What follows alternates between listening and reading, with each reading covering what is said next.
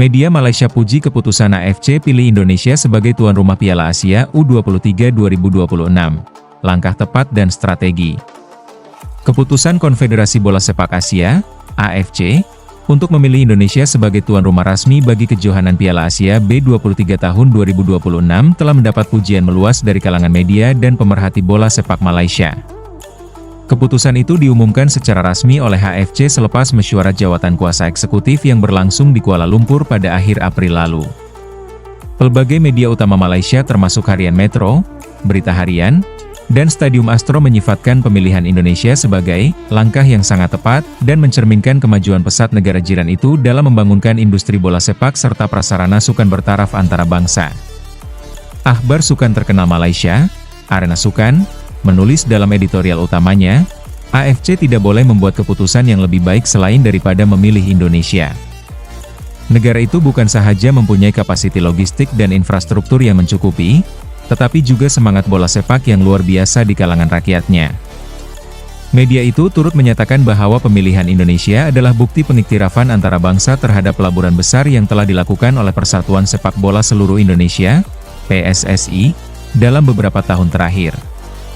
Indonesia bukan sekadar calon yang sesuai dari sudut geografi dan fasiliti, tetapi juga dari aspek sokongan peminat yang tidak pernah luntur. Malaysia turut mengagumi transformasi pesat kemudahan sukan di Indonesia. Dengan kejayaan menjadi tuan rumah Piala Dunia FIFA U17 2023 serta pengalaman menganjurkan Sukan Asia 2018, Indonesia telah membuktikan kemampuannya dalam mengurus kejohanan sukan antara bangsa yang kompleks dan berprofil tinggi. Akhbar Kosmo melaporkan, stadium-stadium seperti Gelora Bung Karno, JIS, dan beberapa fasiliti di Surabaya, Bandung, serta Palembang kini bertaraf antara bangsa. AFC pasti mempertimbangkan semua aspek ini sebelum membuat keputusan muktamad. Malah, Malaysia melihat peluang ini sebagai pemangkin kepada peningkatan mutu bola sepak di rantau ASEAN secara keseluruhan. Dengan Indonesia sebagai tuan rumah, lebih banyak mata dunia akan tertumpu ke rantau Asia Tenggara, memberi peluang kepada pasukan-pasukan seperti Thailand, Vietnam dan Malaysia sendiri untuk bersaing dalam persekitaran yang lebih kompetitif dan bermutu tinggi.